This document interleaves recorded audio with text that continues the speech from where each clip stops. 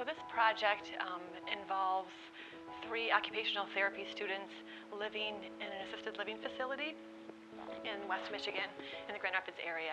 And these students live here and try to be a good neighbor to the residents. They interact with residents, they eat meals together, they do activities, and act as a good neighbor. This project is very unique in the way that it brings 2 diverse groups of people together in ways that in most normal situations they probably wouldn't be interacting unless they were related to each other.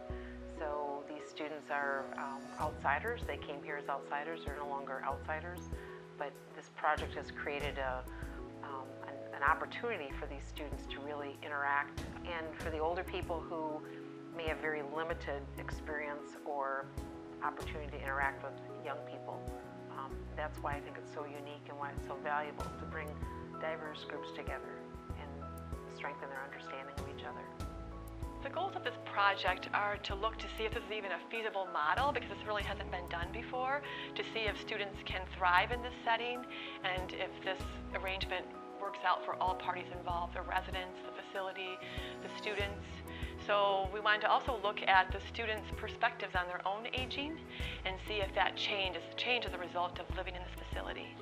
So we're looking at having the students volunteer their time about 30 hours a month as being that good neighbor. They interact with residents, they have meals together, and they do activities, whether they're a group activity or a one-on-one activity or even just conversation together with the residents. So students have experienced a lot of things since they've lived here in the last year.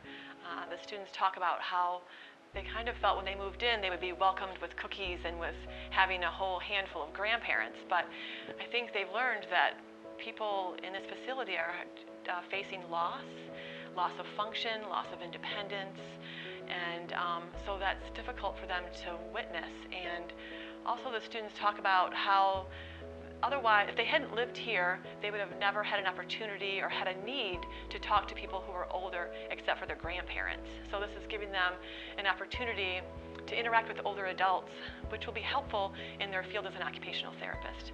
With our aging population, they're likely that they'll work with people who are older.